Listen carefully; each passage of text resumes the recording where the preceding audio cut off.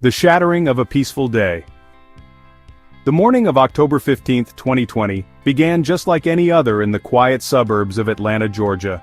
The early autumn sun cast a golden hue over the tree-lined streets, and the scent of dew mixed with the distant aroma of freshly brewed coffee from homes nearby.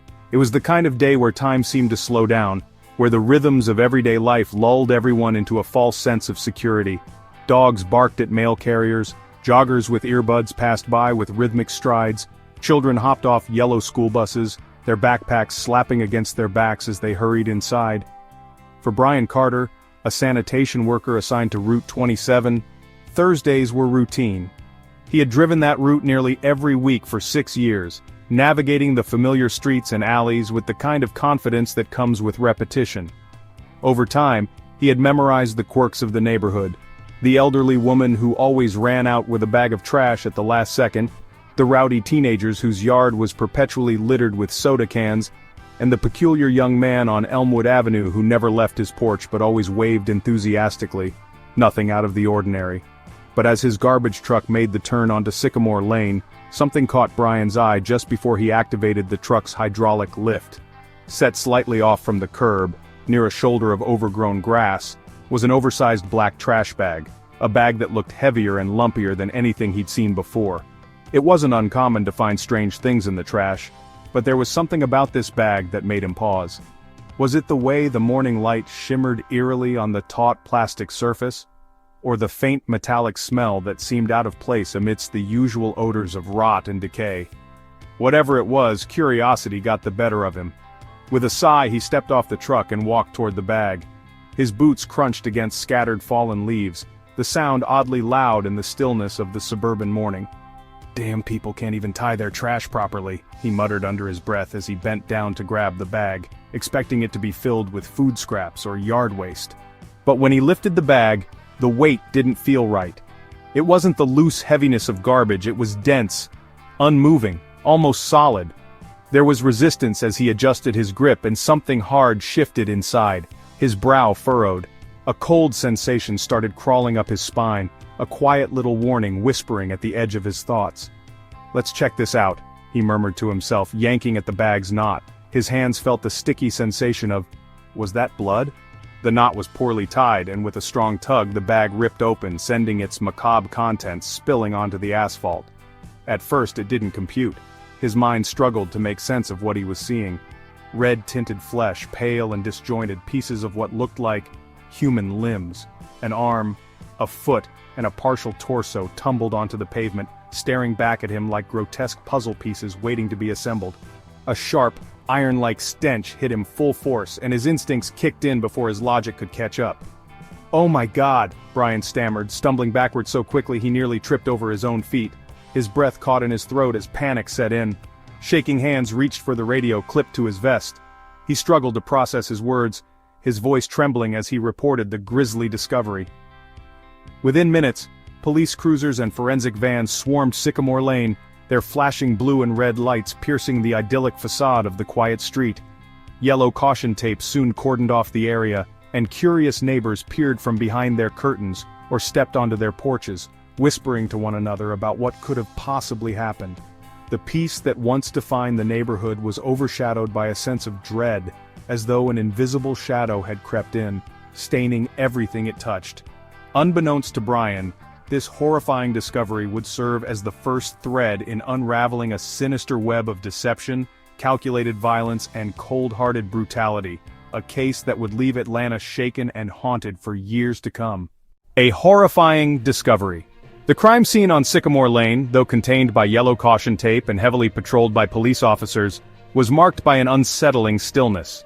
The low hum of conversations between neighbors echoed faintly, hushed as though speaking too loudly might disturb the shadows lingering around this unthinkable spot. The first responders and forensic team had already begun their careful analysis when a secondary call came into dispatch, bringing with it an eerie twist to an already grim narrative. The call had come from a local fisherman, Jerry Matthews, who frequented the Chattahoochee River less than 10 miles from the pristine suburbs of Atlanta. Affectionately dubbed Old Jerry by residents, the 62-year-old had lived a solitary life, casting his fishing lines at the riverbank as both a pastime and, occasionally, a way to put food on the table. But that morning, when Jerry pulled his boat into an inlet shaded by overhanging branches, he found more than the usual debris floating in the slow-moving waters. "I smelled it before I even got close," Jerry would later recount in his statement. "Something foul carried on the wind. At first I thought it was a dead deer or maybe some fish rotting on the bank.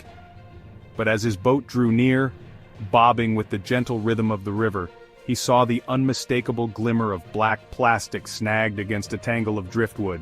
The shape looked unnatural, bulging in ways that ordinary trash bags wouldn't. This was no small discovery, and Jerry knew it.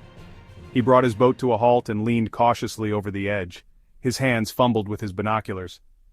"That's when I could make out what it was," his voice later cracked over the police audio recording. "The bag wasn't just caught in the driftwood. It was weighted. I almost didn't want to go closer." What Jerry saw when he finally steeled his nerves to paddle closer would haunt him for years to come. The bag had split open, revealing fragments of what could only be described as flesh. Pale. Lifeless. Almost like wax. Through the ripped edge of the bag, Jerry swore he saw parts of a human leg submerged in the murky water, shielded partially by the dense reeds. Gagging, his hand flew to his mouth and his body instinctively recoiled from the sight. "My first thought was to run, to call someone and get the hell out of there," he admitted. But Jerry was a pragmatic man, not someone given to hysteria. Shaking hands reached for the VHF radio on his boat, the words cracking through the transceiver as he alerted authorities. His voice was high-pitched with panic, but he managed to give them his location before killing the motor and drifting a safe distance away, unwilling to disturb the scene further. When the second unit of officers arrived at the riverbank shortly after, they were met with an even more grotesque tableau than expected. Not only was there one black trash bag, but further up the current, and slightly entangled in some nearby roots, was another.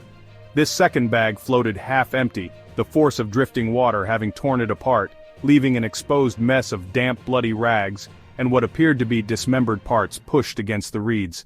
Detective Sandra Malloy, a meticulous investigator known for leading homicide cases throughout the state, was among the first to arrive. Clad in her navy blue FBI windbreaker, she stood on the muddy riverbank beside the officers already taping off the scene. Sandra squinted against the glare of the mid-morning sun, carefully observing as crime scene technicians donned gloves and cautiously worked to bring the gruesome contents of the bags onto the shoreline.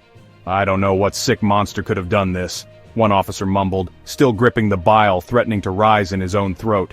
Sandra didn't respond immediately, her focus locked on the emerging evidence. She had seen dismemberments before, but something about this felt deliberate, methodical in a way that twisted her gut. The killers she encountered in her career typically acted from rage or desperation. But this looked planned. "Make sure we bag everything. Get samples from every exposed area. Evidence, no mistakes," she barked orders to the forensic team, her southern drawl crisp and forceful. Her mind was spinning faster than her words could keep up. The presence of two dismembered victims, stuffed into trash bags and dumped miles apart, likely meant the killer had made a calculated effort to throw investigators off their trail. But Sandra was unwilling to play their game.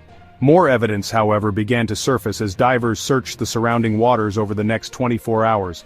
Decomposed overshoes tied with bungee cords were unearthed deeper within the river's current, alongside additional fragments of garbage bags torn by the tide. Sandra quietly stood as the objects were logged and photographed, her face appearing outwardly calm yet rigidly set, as she internally pieced together what clues she now had. This killer, whoever they were, wanted the victims to disappear completely into the landscape, but why leave them this exposed? Carelessness or hubris? The forensic analysis confirmed her growing suspicion. This wasn't merely murder, this was erasure. The body parts retrieved from the trash bags showed precision incisions, likely made with surgical or professional tools. Alongside blood-soaked rags, the second bag had also contained shredded newspaper clippings, possibly used as some bizarre, failed method to cover up viable evidence. Sandra found herself sinking deeper into one unnerving thought. A professional butcher, a disgraced surgeon, or someone with anatomical knowledge might be responsible. Back at the precinct, Jerry Matthews sat nervously in a metal interview chair, hands still trembling slightly as he repeated his statement. "I just wish I hadn't gone fishing today," he muttered as his gaze lingered somewhere far off. Sandra placed a gentle hand on his shoulder but said nothing. Though Jerry's day on the river would fade into an unhappy memory in time, it was the beginning of what Sandra already suspected would be her most harrowing case yet. Word spread quickly across the suburbs and beyond. Headlines on every Atlanta news channel blared the macabre discovery: dismembered bodies found in suburban trash bags, and mysterious black bags in River Hyde's sinister secret. Whispers and theories buzzed from neighborhood coffee shops to social media platforms, painting an uneasy picture of a community thrown into dread. For every curious neighbor peeking out of their blinds at flashing red-blue sirens, there lay a deeper question: who among them could harbor such unspeakable darkness? Unbeknownst to anyone, as neighbors swapped versions of the unfolding horror, the killer had only just begun unveiling their gruesome masterpiece. In the shadows of the city, evil was watching, waiting to unmask itself in sinister fashion. Identifying the victims. For days after the gruesome discoveries on Sycamore Lane and at the Chattahoochee River, the Atlanta Police Department worked tirelessly to piece together the identities of the two victims. The initial reports revealed little beyond the horrific state of the remains. Distinguishing features had been stripped away, likely an intentional act by the perpetrator. The forensic team, however, focused on every detail, no matter how small. Tattered fragments of clothing, discoloration on the skin, and the pattern of surgical cuts all became vital clues. At the heart of the investigation stood Detective Sandra Malloy, who believed that these two women held the key to unraveling the case. "Until we know who they are, we have nothing," she reminded her team. The clock was ticking, and the longer the victims remained unidentified, the harder it would be to track down their killer. Determined to find answers, the medical examiner's office doubled its efforts, running fingerprints through deteriorated tissue, sending DNA samples to the state database, and consulting forensic odontologists to analyze dental fragments pulled from the remains. Yet, days passed with no results. The lack of progress weighed heavily on the team, and whispers began to circulate. What if these women weren't locals? What if no one was looking for them? A breakthrough from the Carter family.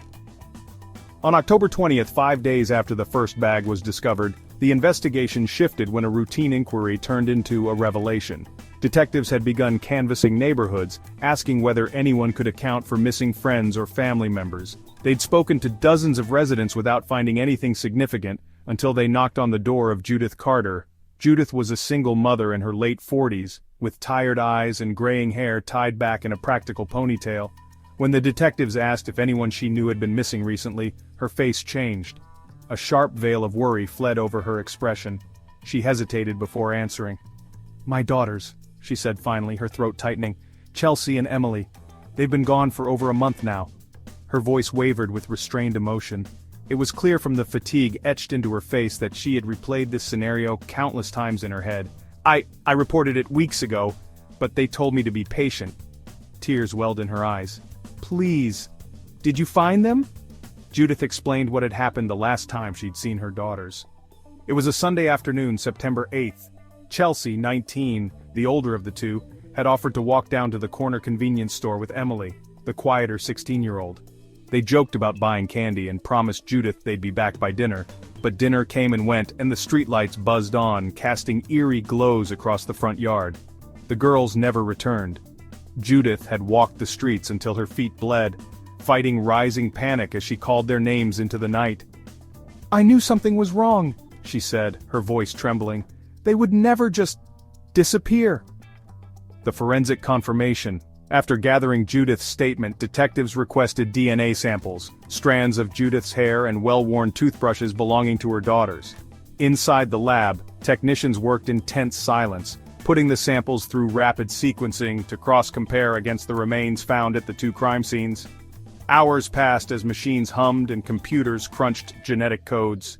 Finally, the data aligned. It was a match. Detective Malloy received the call late that evening. "The bodies," the technician confirmed softly through the phone. "It's them. It's Chelsea and Emily Carter."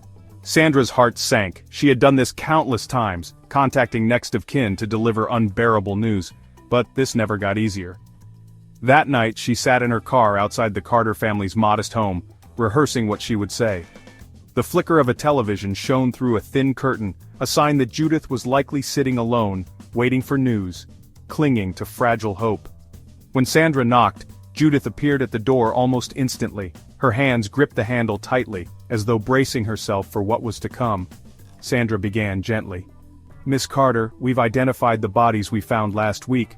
Her voice faltered for just a moment. "I'm so sorry, it's Chelsea and Emily. Judith collapsed into a chair, a deep, guttural cry escaping her. "No, no, no," she whispered, rocking back and forth. Sandra stayed by her side as she wept, answering questions in small fragments while trying to offer comfort. "They didn't deserve this," Judith repeated, each word heavy with anguish. "They were just girls." Who were Chelsea and Emily Carter? Chelsea and Emily's lives were a contrast to their tragic deaths. They were, by all accounts, bright, kind-hearted young women who had spent their days helping their struggling family and dreaming of better futures. Chelsea, the older sister, was known as the ambitious one. She worked evenings at a fast food chain to save for art school, sketching portraits during her breaks. Her friends described her as fiercely loyal, the kind of person who would defend the underdog no matter the cost. Emily, younger by 3 years, was quieter, more introspective. She still carried the awkwardness of adolescence, clutching notebooks filled with song lyrics she wrote in moments of inspiration. She looked up to Chelsea like a role model, and their bond as sisters was unshakable. You rarely saw one without the other. The Carter family had struggled financially ever since Judith's divorce. Their suburban home, though modest, was full of love. The girls' absence had turned their house into a hollow shell, with Judith pacing the halls at night, praying they'd walk back through the door. As neighbors learned that Chelsea and Emily were the victims, a wave of grief and anger swept through the community. Candlelight vigils were organized, and the local church offered spaces for mourning. "We have to protect our kids," a neighbor said tearfully during an evening vigil. This shouldn't happen here." Back to the investigation. While the identification provided a sense of closure for the family, for Sandra and her team, it was just the beginning. They now had names, Chelsea and Emily Carter, and their lives were no longer anonymous. The focus shifted to their final moments, where they had been, who they had encountered, and how they had tragically fallen into the clutches of unspeakable evil. The haunting photographs of the Carter sisters, Chelsea smiling with paint-smeared fingers, Emily clutching her guitar shyly, were pinned on the investigation board in the precinct. Sandra stared at those pictures late into the night, vowing silently, "We won't let them be forgotten. We will find who did this, and they will pay." The victims' lives and backgrounds. To understand the tragic story of Chelsea and Emily Carter is to first understand the modest and humble lives they led. The sisters grew up in a small, simple home tucked away in the suburban outskirts of Atlanta, Georgia. Their world wasn't filled with luxuries, but their mother, Judith Carter, always reminded them that love, hard work, and kindness were worth more than anything money could buy. Chelsea, the eldest at 19, had always been the spark of the family. Even as a child, she had a spirited nature and a fierce determination that made people naturally drawn to her. By the age of 6, Chelsea had already fallen in love with art. She would spend hours sketching on scrap pieces of paper or cardboard boxes, dreaming of the day she could attend art school. Her work, primarily pencil drawings of her family, neighbors, and even passing dogs, was a glimpse into how she viewed the world, gentle, but full of hope. Chelsea had this creative soul, Judith would later say, her voice heavy with emotion. Even when things were difficult, she'd always find beauty. She'd always find some way to light up a room. Emily, just 3 years younger, took after her sister in quieter, more thoughtful ways. Though she lacked Chelsea's boldness, Emily's talents shone in her ability to connect through music and stories. She wrote lyrics and poetry in her spare notebooks, never sharing them with anyone except Chelsea. For Emily, her guitar was her sanctuary. Music became the bridge between her shyness and the world, a way to express the emotions she was too tentative to say out loud. The close bond between the two sisters was evident to anyone who saw them. Despite their contrasting personalities, they were inseparable.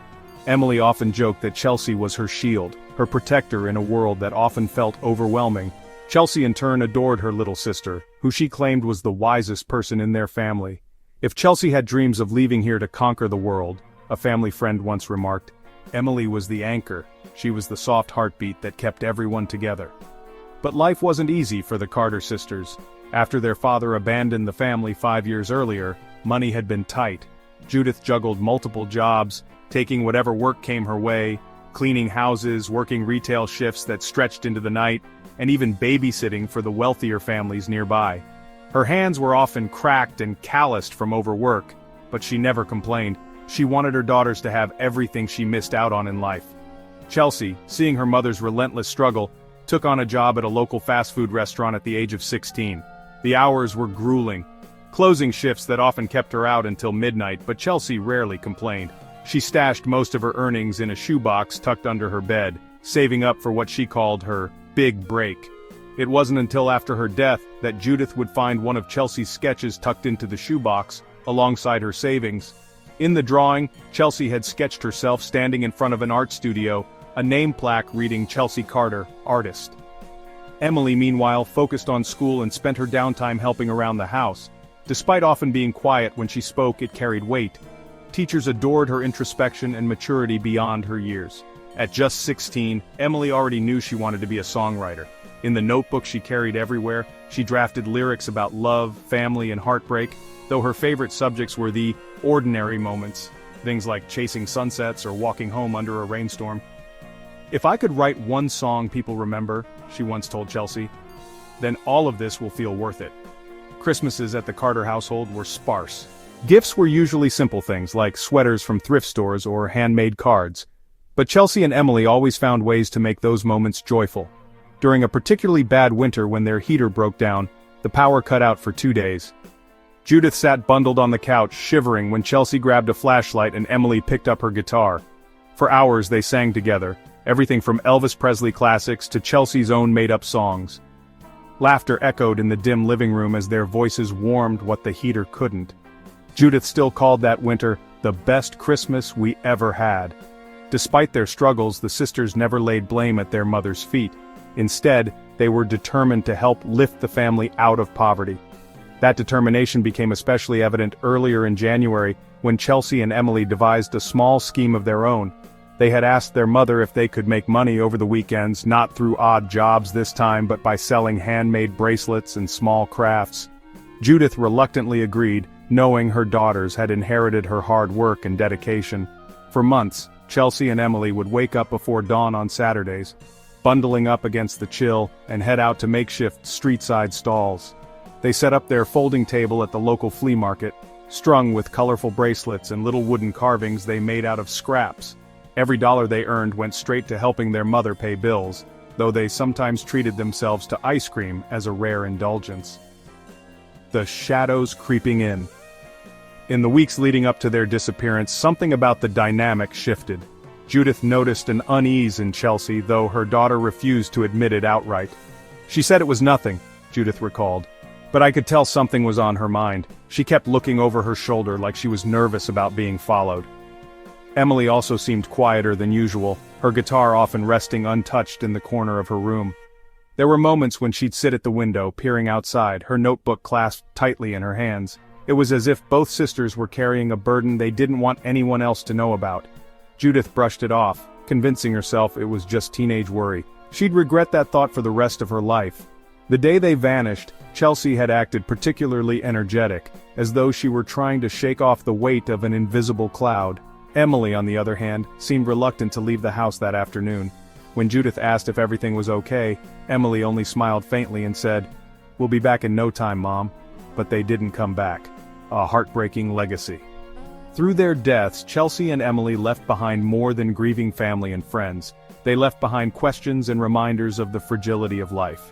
They were two young women trying their best to rise above circumstances, to dream big and take small steps out of the weight of poverty. Their lives, though short, were filled with genuine moments of kindness, selflessness, and determination. Chelsea always talked about bright colors, Judith said in an interview after the identification. She used to say all the grays and browns in our life could be painted over someday. And Emily was our hopeful melody. She made ugly days seem worth living. Their loss sent ripples through their community, a sobering reminder that evil could find its way even to the most unassuming streets. At the candlelit vigil held in memory of the sisters, hundreds gathered. Tears soaked the faces of neighbors, strangers, and childhood friends, united not only in mourning, but in the quiet conviction that justice would come. The first clue. The brutal discovery of Chelsea and Emily Carter's remains sent shockwaves through the quiet suburban neighborhood of Atlanta. As candlelight vigils lit the streets and neighbors clutched onto their children with tighter grips, the Atlanta Police Department worked tirelessly to develop leads. For days, investigators combed through mounds of evidence collected from the trash bags, fragments of newspaper, scraps of duct tape, traces of an adhesive material that seemed to have once been used to bind the victims. Despite their efforts, the killer's identity remained a chilling mystery. Frustration hung in the air at the precinct like a fog. Detective Sandra Malloy, seated in her cluttered office, had reviewed every lead, every scrap of evidence, and every interview transcript, yet nothing concrete seemed to emerge. But one afternoon, an offhand comment from a resident changed everything. Deputy Franklin, a patrol officer assigned to canvass the neighborhood where Chelsea and Emily lived, returned to the precinct with some potential information. His report came across as unremarkable at first, another set of vague observations from jumpy neighbors. But midway through his recounting, something caught Sandra's attention. This one thing, Franklin hesitated, thumbing through his notes. A guy on Birchwood Drive, named Tim Hickman, said he remembers seeing a truck, red, old model, F-150 maybe. He described it hanging around the Carter's house the afternoon the girls went missing. Said it was parked just a block down but didn't recognize it from the area. Franklin shrugged then, as if dismissing the detail. Sandra leaned forward, narrowing her eyes. A truck? Franklin nodded. Uh-huh. Said it sat there for a while, then drove off in the same direction the girls were last seen heading. Didn't think much of it at the time. Sandra's mind began racing. An unfamiliar car lingering near the Carter house on the day of the girls' disappearance was the first identifiable anomaly in this otherwise baffling case. Has anyone else mentioned seeing this truck? Franklin glanced back at her and nodded faintly. Maybe a couple of others, but they weren't sure it was the same one. Said it was on a couple of streets over, but still. It's possible. A symbol of suspicion. The description was pieced together further as Sandra and her team interviewed more longtime residents who had witnessed the truck, or thought they had. An elderly woman walking her terrier vaguely remembered the vehicle appearing every few days near the neighborhood playground. A high school student delivering newspapers claimed he had seen a man sitting in the driver's seat, talking to someone through the window, though he couldn't make out much beyond the color of the truck and its faded, dented frame. Every witness mentioned either the same truck or one remarkably similar, an old battered red Ford pickup. Though no one could recall the license plate or definitively describe the driver, the patterns formed a circle of suspicion around this vehicle. Sandra grabbed the dry erase marker in the briefing room and began sketching out timelines and sightings of the truck. Each witness corroborated a general area and time frame, narrowing down the sightings within days of Chelsea and Emily's disappearance. The timeline painted a haunting reality. The truck had been seen idling around both their house and areas where the girls could have been intercepted. Whoever this guy is, Sandra muttered to herself, he was lurking, watching. A frustrating lack of details. Despite the promising lead, frustration settled in for the detectives. Without a solid license plate or more descriptive details about the driver, the investigation stalled. Fingers pointed at reconstruction. Could witnesses be exaggerating or mistaking an innocent vehicle? Sandra's team poured through local surveillance footage from nearby gas stations and traffic cameras, painstakingly searching for a red Ford pickup that fit the description.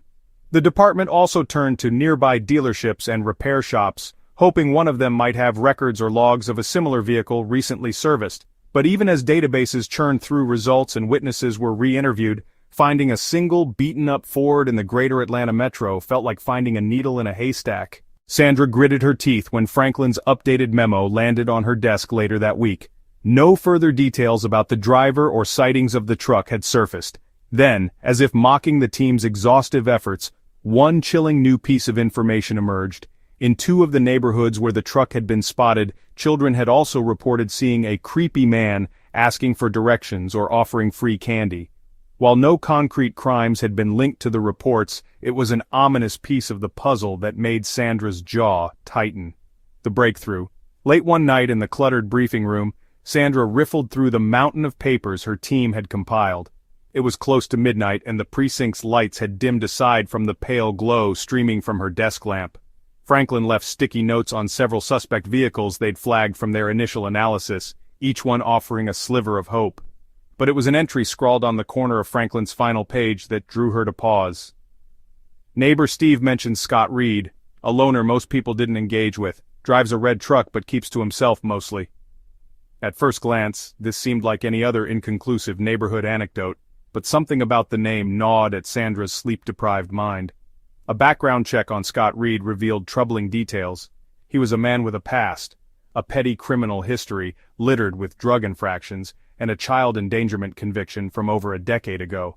Yet, For reasons Sandra couldn't quite name, she felt her pulse quicken as she reviewed his file. A quick trip the following morning confirmed her hunch. She sat in her car parked along the road outside Scott Reed's dilapidated rental property on the outskirts of town, pretending to check her notes while carefully observing. Sitting in the driveway, rusting under the morning sun, was the infamous red Ford pickup. Its tailgate sagged on one side, the paint faded along the hood, and a faint dent marked the rear bumper. It matched every description they'd been hunting for days. Sandra's hand hovered over her radio as doubt crossed her mind. Was this a coincidence? Had a community's fear and a chorus of weak memories falsely created the perfect suspect? Or had they finally found the first tangible crack in the mask hiding whoever snuffed out Chelsea and Emily Carter's bright futures? "Let's move in quietly," she finally said, steeling herself for what was to come, building toward a revelation. The truck was now more than a vehicle in the investigation. It was a keystone in unraveling a dark and sinister plot. Getting closer answers about its owner wasn't just a necessity, it was now a race against time. Sandra couldn't shake the feeling that whoever had left those trash bags full of secrets along Sycamore Lane and Chattahoochee River was out there, breathing freely, waiting, and perhaps preparing to strike again. The investigation into the deaths of Chelsea and Emily Carter took a dramatic turn when Scott Reed's name rose ominously to the surface. Until that point, the trail had been painstakingly cold, teased by faint leads that always seemed to evaporate just as they felt solid. But the discovery of Reed and his old battered red Ford pickup ushered a chilling focus into the case. Scott Reed was, by most accounts, the kind of man people instinctively avoided. In his mid-40s, he was a loner who seemed almost purposely forgettable, blending into the edges of society like a smudge on a canvas. He had no close friends, no family who stayed in touch, and no clear direction in life. Neighbors described him in snippets of suspicion, calling him the quiet creep, the weirdo down the road, or simply, that guy with the truck. "He'd just stare at you," a neighbor recounted during questioning. "Not say a word, not wave back if you nodded at him, just stand there looking, gave me goosebumps every time." Reed's name surfaced after multiple interviews and intense scrutiny of local records. His vehicle appeared to match the descriptions provided by multiple witnesses of the mysterious red truck seen loitering around the Carters' home and the surrounding areas. But it wasn't just the truck that set off alarms, it was his past. A checkered history. Scott Reed's criminal record, while not extensive, painted a troubling picture. There were drug charges in his early 20s, methamphetamine possession, distribution accusations, but those cases had been dismissed when witnesses mysteriously backed out. Then came a domestic violence charge in his 30s involving an old girlfriend who claimed he had a temper that turned dangerous after a few drinks. That, too, had been swept under the rug after she declined to testify. But the most damning detail was a conviction in 2007 for child endangerment. In that case, Reed had left his young niece locked in a trailer while he disappeared for hours, allegedly using the time to gamble and purchase drugs. The child had been found in near dehydration by a neighbor who called the authorities. While Reed served a short stint in jail, his behavior never seemed to shift. He simply learned to keep his darker tendencies hidden.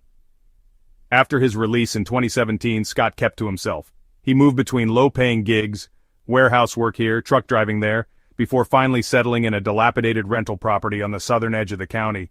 The house itself was a reflection of Reed's life. Windows caked with dirt, a lawn overtaken by weeds, and a mailbox leaning at an angle as though it, too, had grown weary of holding up under the weight of neglect.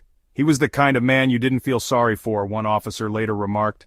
Not because of what he'd been through, but because of how he carried himself, angry, alone, like he wanted to stay that way. Under the radar. Despite his troubling history, Reed had somehow managed to stay off the police's radar until now. He wasn't the guy causing noise at the local bar or stirring up fights with neighbors. Instead, he existed in the shadows, skirting the edges of suspicion but never stepping far enough into the light to trigger real alarm. Sandra Malloy sat in her office late one night, the hum of the precinct's fluorescent lights buzzing faintly above her head as she reviewed Reed's file. Every detail felt heavy, as though it carried the weight of something darker lingering just beneath the surface. His truck, a 1996 Ford F-150, red with a faded hood and dented paneling, had become the centerpiece of their investigation. It had been spotted near Sycamore Lane on more than one occasion, hanging in places where it didn't belong. Sandra leaned back in her chair, her fingers drumming the armrest as a sharp question crossed her mind. Why now? Why would a man like Scott Reed, who had spent years lurking quietly on the outskirts of society, suddenly snap? What was it about Chelsea and Emily Carter that had drawn his attention? Something inside Sandra told her this case wasn't about convenience or chance. It felt planned, calculated. Scott Reed wasn't the kind of man who stumbled into murder. If he was guilty, then there was a method to his madness, and she needed to figure it out before he had the chance to slip away. A suspicious encounter. When officers first approached Reed's home to question him about his truck's movements, he didn't answer the door. It was a Tuesday morning, crisp and cool, the kind of day where the air felt heavy with the promise of autumn. Two officers knocked repeatedly, their voices firm yet polite, but there was no response. The house appeared lifeless, curtains drawn tight across every window. A faint metallic smell hung in the air, like old grease and rust, a detail that one of the officers thought might be coming from the truck sitting idle in the driveway. "Looks like he's not home," one muttered, stepping back from the porch. But the way the grass near the truck had been flattened suggested otherwise. Someone had been there, and recently. Detective Malloy decided to escalate. Later that afternoon she returned with a warrant in hand, prepared to search the property. But when her team entered, it was as though Scott Reed had vanished into thin air. The inside of his home was chaotic, cluttered with empty beer cans, cigarette butts, and the occasional fast food wrapper scattered among piles of dirty clothing. But it wasn't the mess that caught Sandra's attention. It was the note taped hastily to the fridge door. In looping, jagged handwriting, it read, "You'll never find me.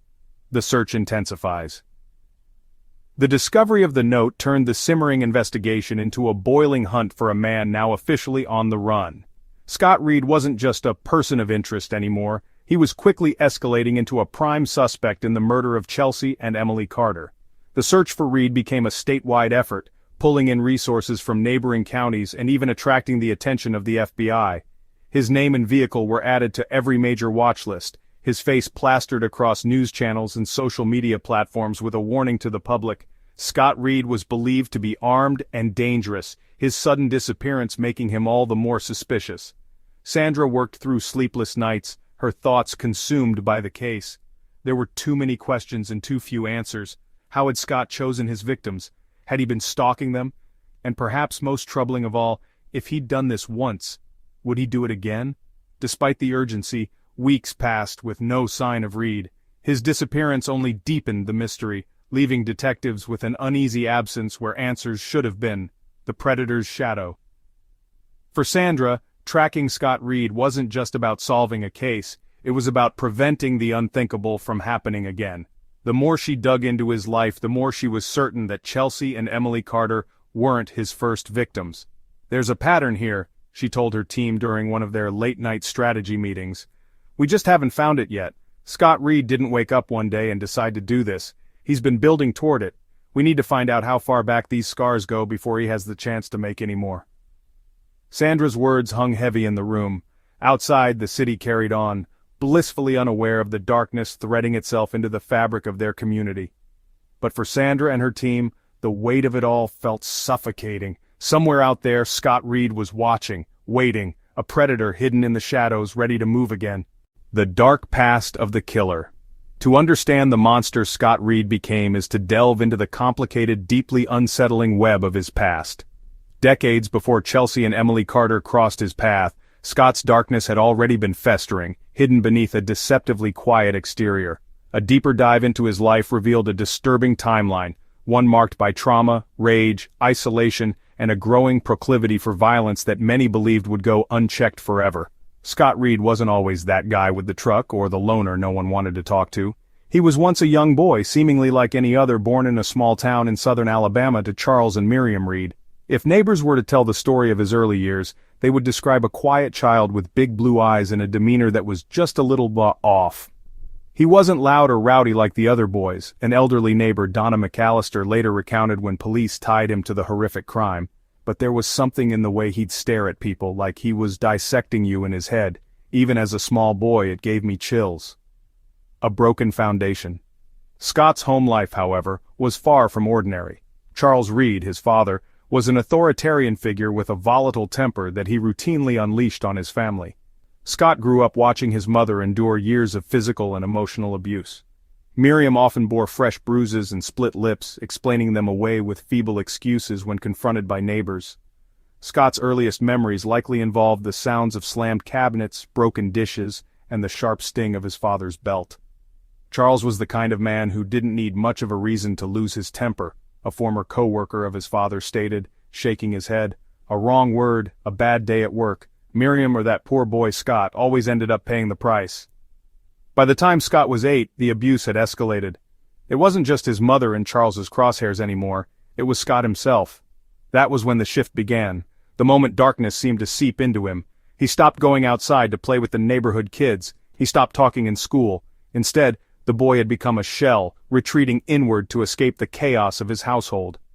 Kids respond to trauma in one of two ways, said Dr. Elizabeth Harmon, a behavioral specialist later hired by the investigation. They either internalize it, carrying pain that manifests as depression or anxiety, or they externalize it, turning that pain into anger and destruction. With Scott, it's clear he took the latter path.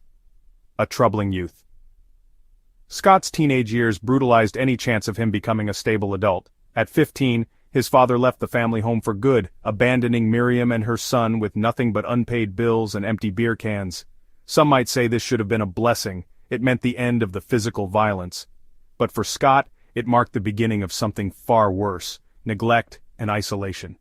Scott retreated further into himself, spending hours locked in his room, listening to loud, violent music, often scribbling strange, unsettling drawings in the margins of his worn notebooks. At school, teachers noted his growing aggression. He had no friends, no hobbies aside from quietly sketching or pacing the edges of the football field during lunch. His grades plummeted and he started cutting class more often than not. But it wasn't just his academic failure that alarmed those around him, it was his behavior. He hated authority of any kind, remembered his high school science teacher, who requested not to be named after Scott's crimes came to light. He'd glare at me in class, not even sneaky about it, just outright stare, like he was daring me to do something about it. It got to a point where I started leaving him alone because I didn't trust what he might do. His temper, eerily reminiscent of his father's, first showed itself at 17 when Scott was suspended after attacking a classmate in what many described as a completely unprovoked act. While most boys would settle an argument with words or at worst a shove, Scott had lashed out with a chilling sense of purpose, landing blow after blow until teachers physically pulled him off his victim.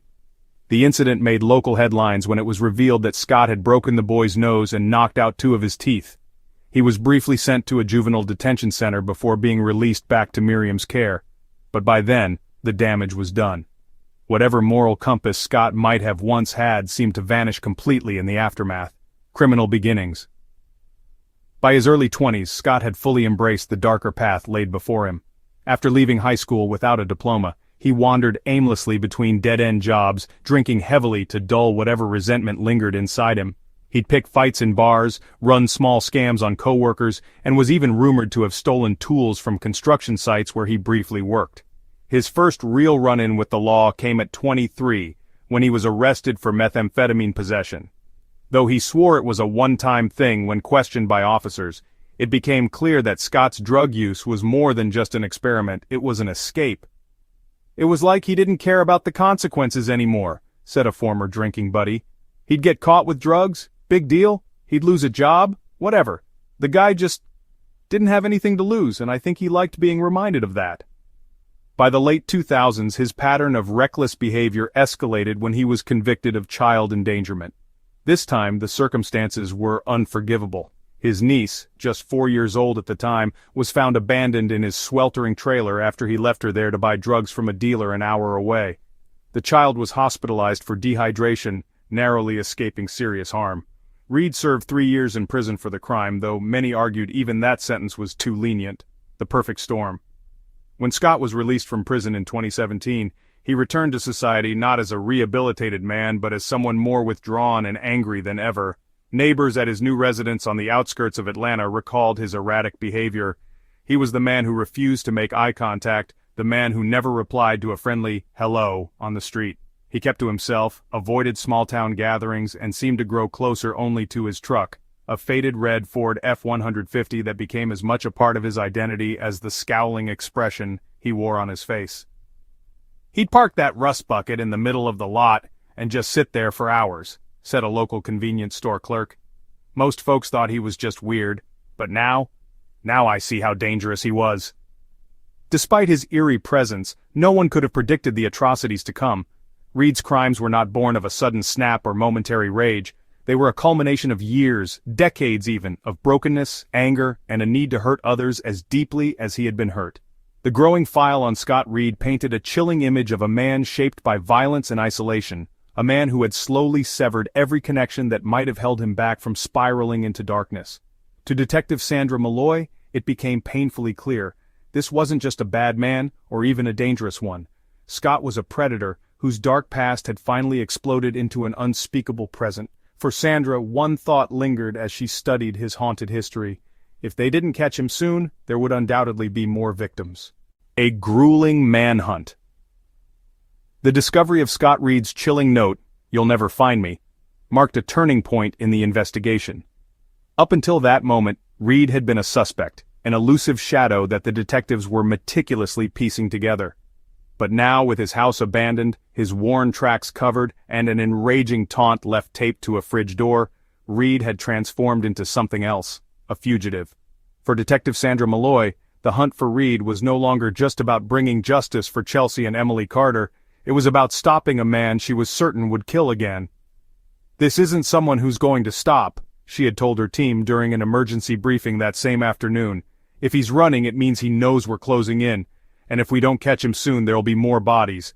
The chase was on, mobilizing the effort.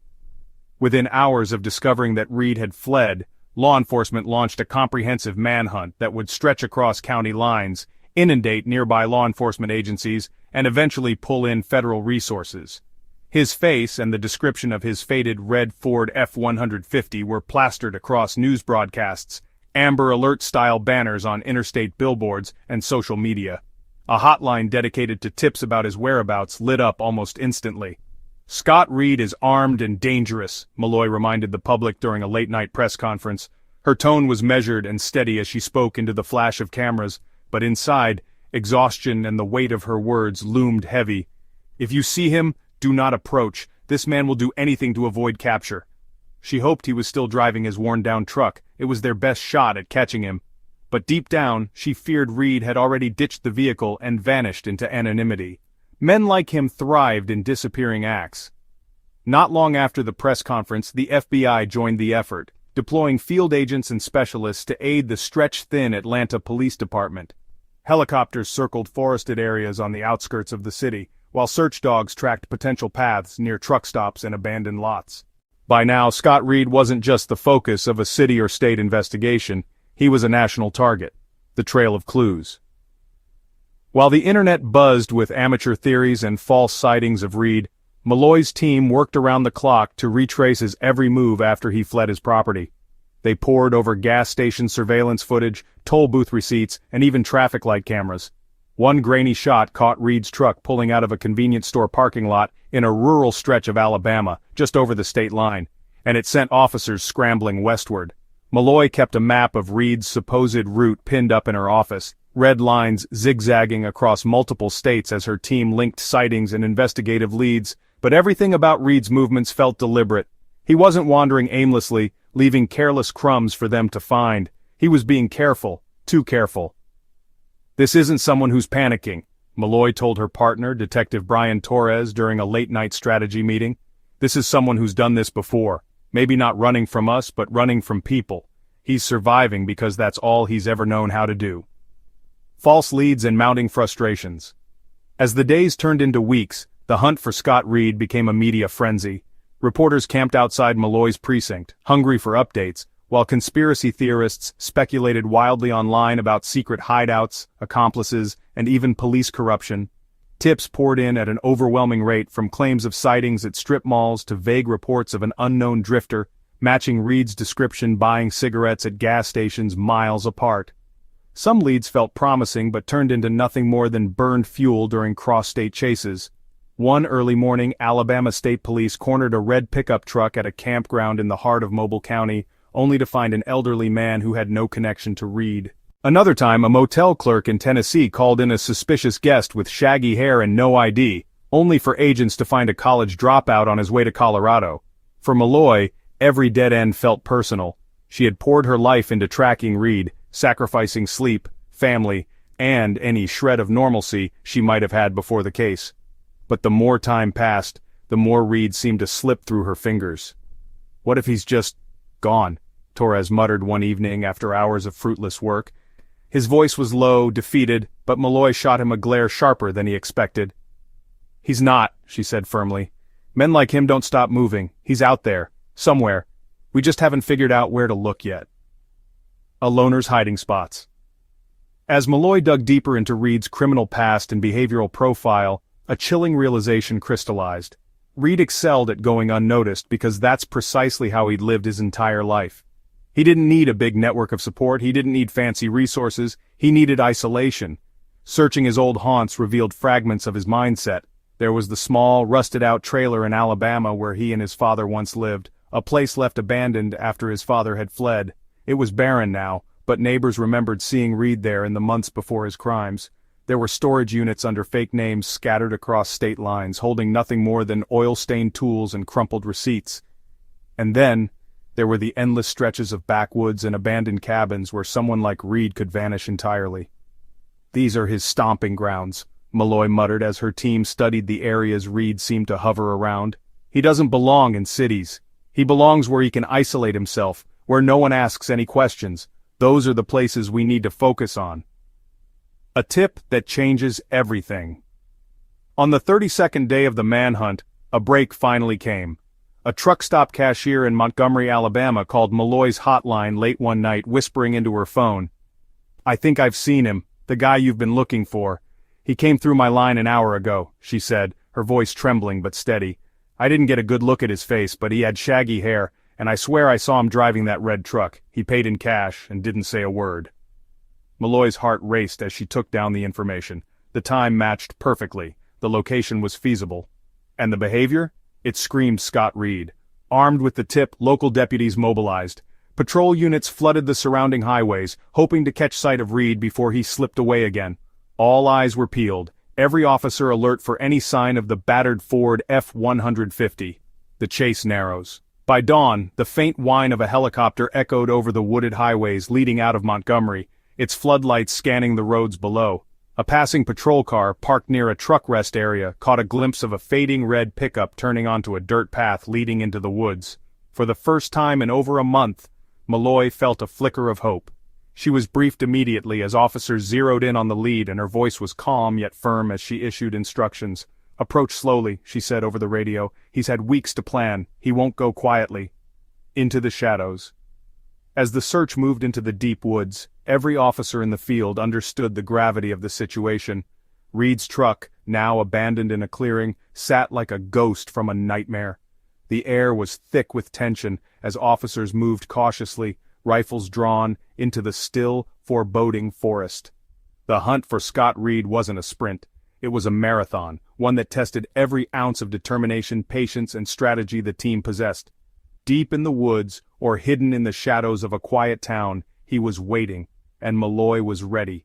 The killer's downfall. The end came swiftly and violently, much like the dark life of Scott Reed himself. For over a month, Reed had evaded law enforcement, his actions taunting those trying to bring him to justice. But on a foggy morning in Alabama, his luck finally ran out. The predator who had terrorized Atlanta with his unimaginable crimes stumbled under the weight of his own recklessness, leaving behind a trail he could no longer hide. It wasn't a dramatic confrontation in the heart of a bustling city or a high-speed highway chase that ended Scott Reed's evasion. It was the mistakes he thought he was too smart to make. A tip that breaks the case.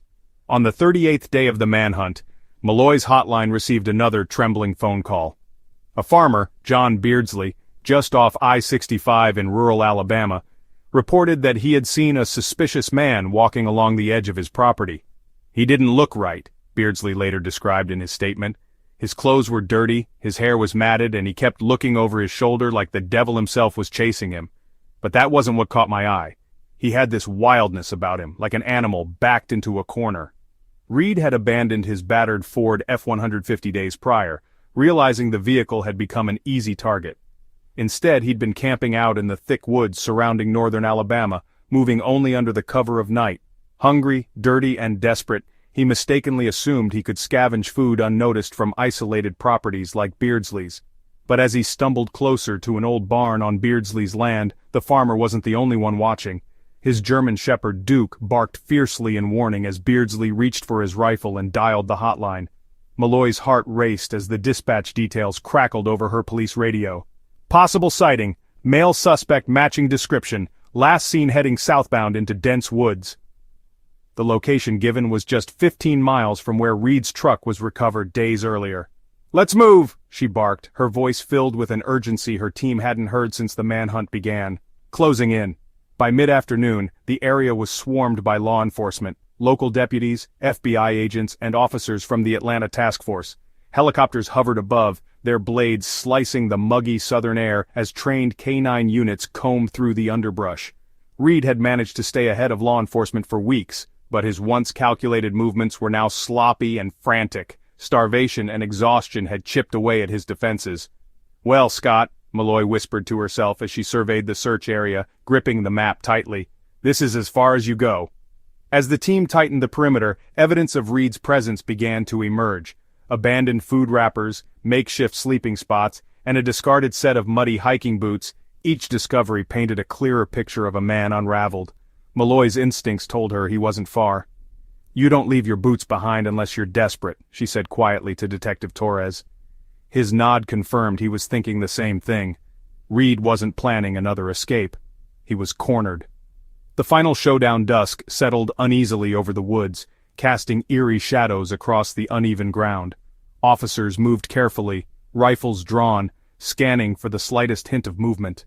It was near an old creek bed, in a pocket of trees so dense the sunlight barely reached the ground, that they spotted him. Scott Reed was crouched behind a rotting log, his shirt torn, his face caked with dirt, and his eyes wild and bloodshot. For a moment he didn't move. Perhaps he was weighing his options, wondering if it was possible to escape one last time. But as the lights from flashlights trained on him and the distant shouts of officers grew closer, he knew there was nowhere left to run. "Scott Reed!" Malloy called out, her voice firm, echoing through the stillness. "This is over! Stand up! Hands where we can see them!" Reed slowly rose, his gaunt frame shaking from either fear or malnourishment. It wasn't clear which. In his right hand, glinting faintly in the dim light, was a rusted hunting knife. "Drop the knife, Scott," Malloy commanded, her tone low and steady. She had faced dangerous men before, but something about Reed felt different. His crimes were driven by a darkness she couldn't pretend to fully understand, and she wasn't eager to let him wield that knife, no matter how weak he seemed. "It's over. Don't make this worse than it already is." For several tense seconds Reed's eyes darted between the officers, the knife trembling in his hand. Then, with a guttural scream, he lunged, not toward the officers, but toward Malloy. The crack of gunfire shattered the stillness as officers fired several rounds. Reed went down instantly, the knife falling from his grasp as his body crumpled to the forest floor. Finality in the forest. The aftermath was eerily quiet. Officers slowly closed the distance, weapons still trained on Reed's motionless body. Malloy, her chest heaving, approached with measured caution. She knelt beside him, pressing 2 fingers to his neck. Nothing. Scott Reed, the man who had wreaked havoc on so many lives, the man who had haunted her nightmares and plagued her waking hours, was dead. Malloy exhaled sharply, her shoulders sagging under the weight of the moment. It wasn't relief she felt, not entirely. People like Reed left scars that didn't fade easily. Scars on the families of Chelsea and Emily Carter, on the quiet neighborhoods rattled by his crimes, and even on the police tasked with stopping him. The aftermath. Scott Reed's death marked the end of a grueling chapter, but it wasn't the clean closure some had hoped for. With no trial, no painstaking unraveling of his motives in court, some questions would forever remain unanswered. What exactly had drawn Reed to the Carter sisters? Was it chance, or had he been stalking them for months? And perhaps the most haunting question of all, were there other victims? For Detective Malloy, the victory was bittersweet. "We got him," she told reporters the following morning, her voice steady but her eyes weary. "But that doesn't erase what he did. It doesn't bring back Chelsea and Emily. Our job now is to make sure their story, and the story of every person he hurt, isn't forgotten." Reed's body was later transported to Atlanta, where an autopsy confirmed he was malnourished and dehydrated at the time of his death. Among his belongings, investigators found a tattered notebook containing disturbing sketches and fragmented ramblings. The entries, though cryptic, hinted at a pattern of violence far more extensive than anyone had imagined. A community finds peace. While the trial Reed would never face left lingering tension, his death brought a sense of justice for Atlanta's grieving community. Candlelight vigils were held for Chelsea and Emily, their names spoken alongside prayers for healing and unity. "We couldn't protect them," Malloy admitted to Torres during one of their rare quiet moments in the precinct, "but we made sure Reed couldn't hurt anyone else." In the following months, a memorial was erected near the Carter family home. Encircled by fresh flowers and messages of love, it served as both a tribute to the lives stolen and a symbol of resilience. Despite the darkness unleashed by Scott Reed, the community vowed to rebuild, to protect its children, to demand justice, and to shine a light on every shadow where monsters like him might hide. Horrifying details come to light. The aftermath of Scott Reed's death brought relief to some and deep despair to others. For Detective Sandra Malloy and her team, capturing Reed was just the start of uncovering the nightmare he had created. It wasn't just about bringing him to justice. It was about understanding the twisted, macabre motivations behind his crimes. What they found in his hideout became the final chapter of his horrifying saga, unraveling details that haunted even the most seasoned investigators. A cabin of horrors. Reed's last refuge was a decrepit cabin nestled deep in the woods of northern Alabama, far from any main roads or prying eyes. When officers entered the structure days after his death, the stench hit them first, an overwhelming combination of rotting food, old wood, and the iron-tinged scent of dried blood. The interior resembled a grotesque tableau, a place where Reed's darkest fantasies had been carried out and memorialized. Blood spattered the walls in erratic streaks, as if his victims' lives had violently seeped into the very bones of the cabin. On a makeshift metal table in the center of the room lay an assortment of tools. Knives, saws, some rusted, others eerily polished, sat alongside pliers, duct tape, and electrical cords. All the tools bore grim evidence of prior use, their once shiny surfaces now stained with dried, rust-colored streaks. "This isn't just someone trying to erase evidence," Sandra murmured as she despondently surveyed the scene. "He was organized, deliberate. This was his workstation." Pinned to the walls were newspaper clippings, scraps of handwritten notes, and crude sketches. Many of the articles highlighted missing persons over the years, items that suggested a morbid obsession with tracking his victims. Yet the most disturbing discovery was a single crumpled photo of Chelsea and Emily Carter. It looked like it had been taken from afar, perhaps as the girls walked down the street, a frozen moment of innocence, oblivious to the danger that stalked them. "Jesus Christ," whispered Torres, Sandra's partner, as his hand hovered over the photograph. "He was watching them all along." The Journal of a Killer. In addition to the tools and grotesque scenes at the cabin, investigators found a tattered black notebook buried beneath a pile of dirty clothing. The journal provided an unsettling glimpse into Scott Reed's mind, a place no one had ever wanted to enter. Most of the pages were filled with disjointed ramblings, crude drawings, and chilling phrases written repeatedly: "Control is power, erase the weak, and their silence belongs to me." Many of the drawings depicted shackles, dismembered limbs, or distorted human faces. Some entries were dated, though not every victim was named. Instead, Reed had described people in vague terms: girl, brown hair, age 14, 16 inches, or man straying too close, got what he deserved. One entry, dated a few weeks before Chelsea and Emily Carter's disappearance, drew chills up Sandra's spine. "The girls are perfect, always laughing, always walking close. They make it easy. Soon, I'll do it soon." The journal revealed meticulous planning that contradicted any notion of Reed being a slapdash killer. He stalked his victims for weeks, sometimes months, learning their routines and vulnerabilities. Yet much of the writing hinted at a deeper delusion, a belief that his crimes served some perverse purpose, an expression of his dominance over the world that had discarded him. A collection of evidence. As forensic teams sifted through the cabin, they discovered more evidence that painted a horrifying picture. Plastic bins stacked in one corner of the room contained items stolen from victims: earrings, wallets, scarves, and even children's toys. These objects were tokens of power for Reed, a collection meant to commemorate the lives he had destroyed. Each item was carefully labeled with dates, some stretching back nearly a decade, but it was what they found in a dusty storage trunk that made even the most hardened officers turn away. Photographs of bound victims, clearly taken hours or moments before their deaths, were stacked inside. The images were faceless snapshots of agony, moments frozen in time that left no doubt about Reed's sickness. Sandra, staring at the photographs with trembling hands, felt the horror twist into something keener: anger. This is what people will remember," she muttered. "But for every photograph like this, there's a memory we'll never get back. The person, they were more than just this." Who else? The cabin wasn't just filled with evidence relating to Chelsea and Emily Carter. It hinted at a much larger pattern, one that extended beyond Atlanta. Photographs, trinkets, and maps pointed to potential victims from Tennessee, Florida, and Mississippi.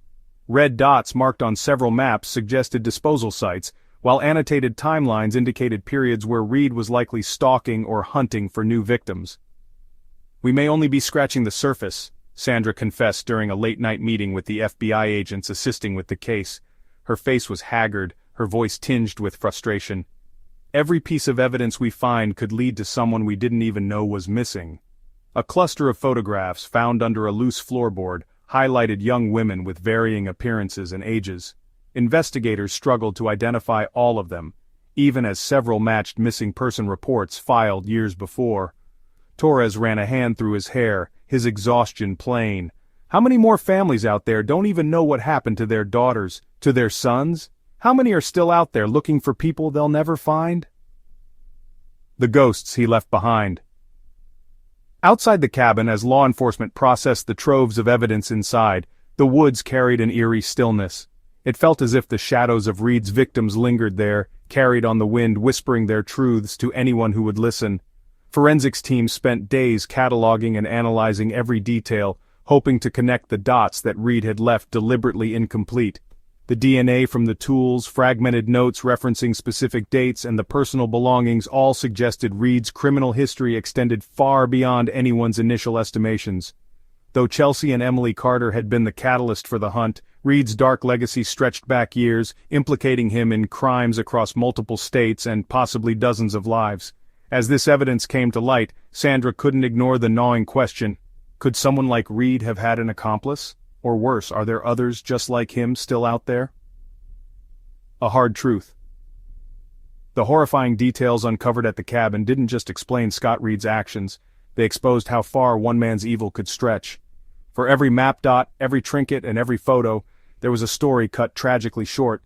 But while the clues in the cabin shed light on Reed's psyche, they also reminded everyone working the case of an even darker truth. Murderers like Scott Reed don't emerge in isolation. They are built over years of neglect, resentment, and unchecked evil. "This isn't closure, not for me, not for the victims' families," Malloy admitted quietly to Torres as they left the scene that night. "We can tie him to Chelsea and Emily, but for the others, some will never get answers or even their names back." An ongoing reckoning. The evidence collected at the cabin sent shockwaves through law enforcement circles and national media outlets once it was leaked. Scott Reed wasn't just a killer. He was a relic of systems that let people slip through the cracks until their rage exploded outward. The cabin, now referred to as the House of Horrors, became the grim centerpiece of community discussions about preventing tragedies like this in the future. For Malloy, the case wasn't over, even with Reed dead. As victims' families began reaching out seeking closure, she felt both the immense responsibility of giving them answers and the crushing realization that some would remain forever unanswered. Justice delivered. The arrest and ultimate death of Scott Reed shattered the city of Atlanta, leaving behind echoes of grief and lingering questions. For many, especially the families of Chelsea and Emily Carter, the tragedy wasn't just about understanding why Reed committed such heinous crimes, but about ensuring that justice was served for their daughters and the other potential victims whose stories were discovered in Reed's twisted wake.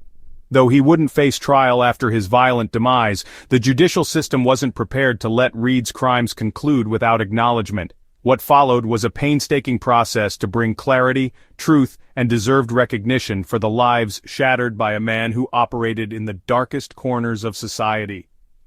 The pre-trial procedures. Even in death, the case against Scott Reed moved forward like a freight train, carried by detectives, prosecutors, and forensic experts who had vowed to honor the memories of Reed's victims. Malloy's team sought to document every aspect of Reed's killings, meticulously connecting the evidence from his cabin of horrors to his growing list of atrocities. The trial's purpose wasn't just justice in the traditional sense. Although Reed himself could no longer face a judge, the evidence collected would speak for the victims who could no longer speak for themselves. It was about unearthing the full, horrifying extent of a killer's reign of terror. For the families who had spent years in the limbo of not knowing what happened to their loved ones, the proceedings promised closure and a way forward, even if scars would always remain. A city watching. By the time March 2021 arrived, the city of Atlanta was transfixed by the upcoming legal hearings surrounding the Scott Reed case. While Reed wouldn't stand trial, every citizen understood the sobering gravity of what the trial documents would reveal, and its broader significance for justice. The courtroom was as grand as it was solemn, its high ceilings intimidating but fitting for the weight of the case being laid out. Families of Reed's confirmed victims filled the public gallery, their faces carved with sorrow and silent determination. Around them, members of the press jostled for space while forensic experts, detectives, and court officials methodically prepared the material that detailed an unspeakable web of depravity. Outside, crowds formed, some holding candles in honor of Reed's victims, others chanting calls for reform and tougher sentencing laws to prevent such tragedies from happening again. The prosecution's opening argument. Though Reed had evaded the steel bars of a jail cell by his own reckless downfall, the Fulton County District Attorney stood calmly before the court. Her opening argument was delivered with measured rage, her gaze sweeping over the victims' families and the jury as she spoke the words no one could ignore. "Ladies and gentlemen of the court, Scott Reed may no longer be here to answer for his actions, but you will see and hear the voices of those who cannot be forgotten. You will see evidence that ties this man to unimaginable cruelty and deliberate acts of violence. His crimes were not spontaneous, reckless acts of desperation. They were planned, calculated, executed without a shred of humanity.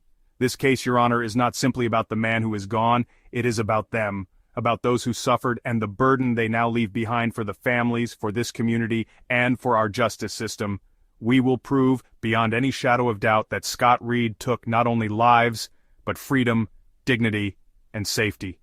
The courtroom was silent except for the quiet scribble of reporters' pens.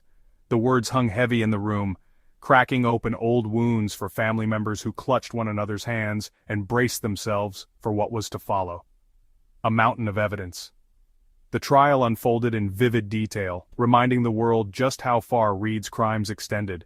Forensic experts testified to the scene at Reed's cabin, presenting grim findings that cataloged years of calculated depravity. Witness after witness took the stand. Detectives who had pieced together the evidence, families forced to recall the last time they had seen their loved ones, and experts outlining the psychological patterns that marked Reed as a methodical killer. A journal pulled from Reed's cabin was the centerpiece of one harrowing testimony.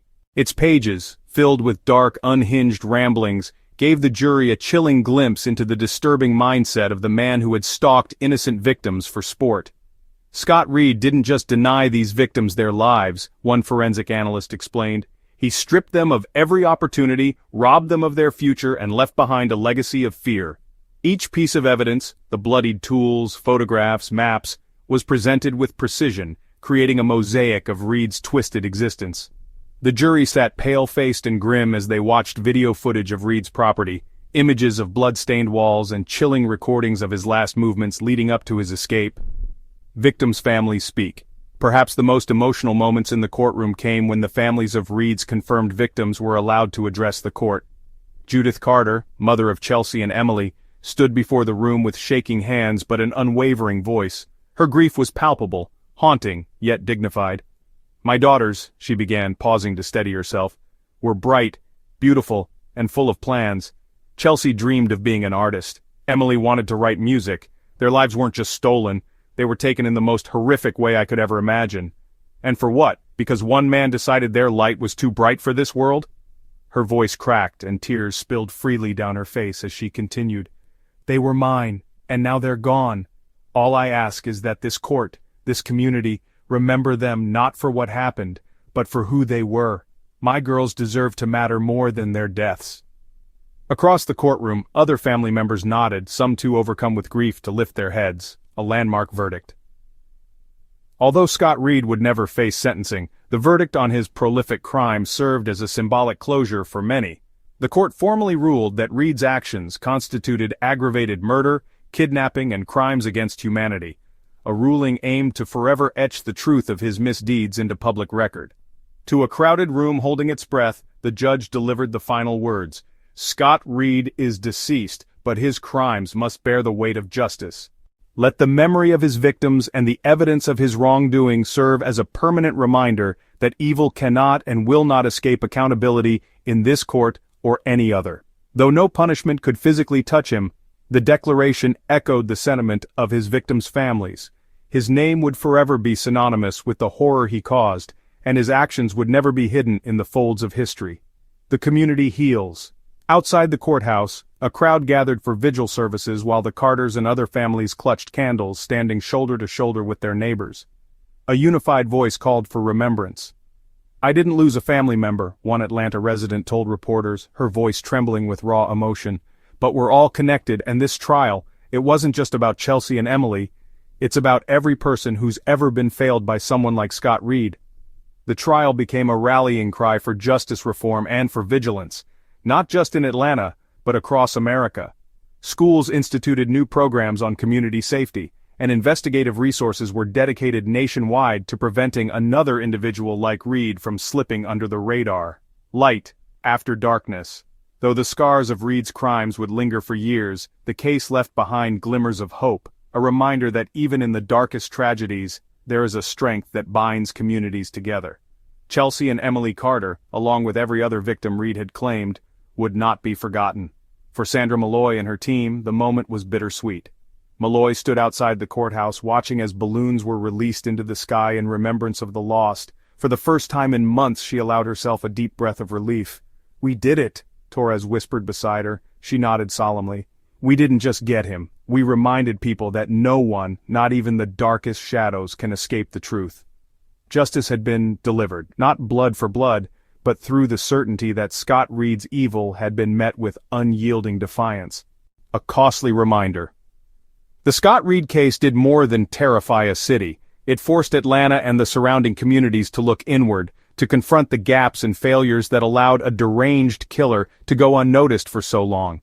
Reed wasn't the first predator to operate in the shadows, and he wouldn't be the last, but his heinous crimes and the extent of his manipulation left an indelible mark on everyone involved.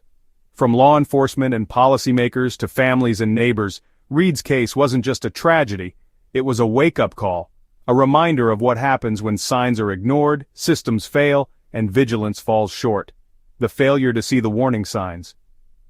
Neighbors later admitted to law enforcement that Scott Reed had always felt like a red flag. "He wasn't normal, but nobody said anything," one elderly neighbor from his Alabama trailer park explained. "You just didn't want to get involved, you know? Felt like none of my business, him being quiet and weird. Guess now I see, I should have paid attention." These feelings were echoed in nearly every neighborhood where Reed had left a shadow. Residents recalled him as an outsider, a man who lurked rather than engaged, who watched but never participated. Yet no one, not a single soul, thought to bring their unease to the authorities. This collective guilt haunted many long after his crimes came to light. On the systemic front, the gaps felt even wider. Reed's history of domestic violence, child endangerment, and drug offenses should have made him a glaring subject of scrutiny long before Chelsea and Emily fell victim to him. But his tendency to operate just within the lines of anonymity, and his ability to slip through bureaucracy, allowed his dangerous behavior to escalate unchecked. "How many times did we have a chance to stop him?" Sandra Malloy reflected bitterly during a post-trial debriefing with her team. When he was arrested for child endangerment, for meth, when his ex filed a domestic abuse report, there were markers all over the place, and yet here we are, cleaning up after the ultimate failure of the system. Reed was a product of neglect, not just from his family but from a society unequipped to handle a man whose every step foreshadowed the monster he would become. He hid in plain sight because the warning signs weren't treated as pieces of a larger, more terrifying puzzle, a shift in community awareness. Reed's crimes hit the heart of suburban paranoia. A city like Atlanta, with its sprawling neighborhoods, thriving social communities, and sense of cultural pride, had always been vigilant about external threats. Security systems, neighborhood watch groups, and online alerts served as shields against the lurking stranger. But Reed wasn't the unknown assailant breaking into homes. He was the tragedy waiting in the background, the neighbor who worked odd hours, who no one bothered to ask about. Suddenly, the idea of community took on a sharper edge. Candlelight vigils gave way to public forums where residents packed halls to discuss everything from policing policies to mental health resources. Schools began implementing stronger safety protocols, doubling down on the importance of teaching kids not just to avoid strangers, but also to recognize unhealthy or suspicious patterns in their communities. Local watchdog groups started forming in Reed's old neighborhoods. One such group, calling themselves the Lightkeepers, vowed to ensure that no one else slipped through the cracks unnoticed. "We won't let our silence cost lives again," their spokesperson declared at a rally. "Scott Reed thrived because we let him. Now we're saying no more." Lessons for policy and policing. For law enforcement, Reed's case became a watershed moment for reform. The Atlanta Police Department and its neighboring departments conducted exhaustive internal reviews, identifying the numerous oversights that allowed Reed, a man with a violent criminal history and clear red flags, to go largely unmonitored. Municipalities began investing in better data-sharing programs among departments, ensuring that a suspect like Reed wouldn't simply disappear into another jurisdiction's blind spot. The FBI's Behavioral Analysis Unit, which had assisted during the manhunt, later released a report identifying systemic failures in tracking potential offenders with histories of violence and isolation. The report highlighted how individuals like Reed can manipulate gaps in the system, using their anonymity as a weapon. A federal funding package was swiftly passed, aimed at increasing the investigative resources available to rural police departments, who often lack the tools to monitor suspects over long periods. Sandra Malloy also became an outspoken advocate for better preventative measures, speaking at national law enforcement conferences and community forums. "Reed didn't come out of nowhere," she told a crowd of policymakers. "The signs were there. We just didn't connect the dots until there were bodies in trash bags. If there's one thing this case taught me, it's that silence is the accomplice of every killer like him." The family's perspective, living with the fallout. For the families of Reed's victims, justice, if it could be called that, came at an unbearable cost. Chelsea and Emily Carter's mother Judith became a poignant voice of grief and advocacy. Her pain was raw yet focused, and she used it to champion initiatives dedicated to protecting vulnerable individuals and improving local safety nets. "What happened to my daughter shouldn't have happened, not to them, not to anyone," she stated during a press interview. "But you know why it did? Because people are afraid to speak, afraid to get involved. Well, we don't have the luxury of minding our own business anymore. We all failed, and that responsibility belongs to every one of us." Judith joined forces with victim advocacy groups, dedicating her time to helping families navigate the aftermath of violent crime, a role that gave her purpose amid her unbearable loss. Other families of Reed's possible victims came forward after the trial brought attention to his wider pattern of crimes. These families expressed mixed feelings, relief at understanding the long mystery of their missing loved ones, but anguish at the horrors their relatives endured. For these families, Reed's crimes would forever be a reminder of how life can veer into darkness without warning or cause. A national reckoning. Scott Reed's case didn't just leave its mark on Atlanta. It rippled across the nation, igniting conversations about community vigilance, mental health crises, and the importance of recognizing the humanity of others before they become a threat. Schools incorporated new programs that taught safety beyond surface-level stranger danger ideals, focusing instead on fostering connections and recognizing when individuals in the community might need intervention. Municipalities banded together to adopt nationwide legislation, better tracking violent behavior and sharing critical information across state lines. For families, Reed's case reinforced the importance of reaching out when something or someone feels off. At the same time, countless think pieces and documentaries began to dissect the societal failures that allowed Reed to commit his crimes. "It's not just about stopping Scott Reed," one investigative journalist wrote. "It's about stopping the next one before he even begins." A painful reminder, a brighter tomorrow. Reed's reign of terror will forever be a scar on Atlanta's history. His violence left a legacy of trauma, but it also brought sweeping change in its wake. From stronger community bonds to systemic reforms, the lessons learned from his atrocities endure, pushing people toward vigilance, empathy, and collective responsibility. Malloy, reflecting on the case months later, said it best, "We can't undo what's been done. Chelsea and Emily and all his other victims, nothing brings them back. But if this case taught us anything, it's that if you see something, say something, protect your neighbors, protect your children, because evil like Scott Reed, only thrives when good people stay quiet. The tragedy became a mantra, the lessons learned etched into Atlanta's very soul. Scott Reed would be remembered for what he took, but, more importantly, for what his darkness illuminated, a spotlight on the fragility of humanity and the strength needed to preserve it.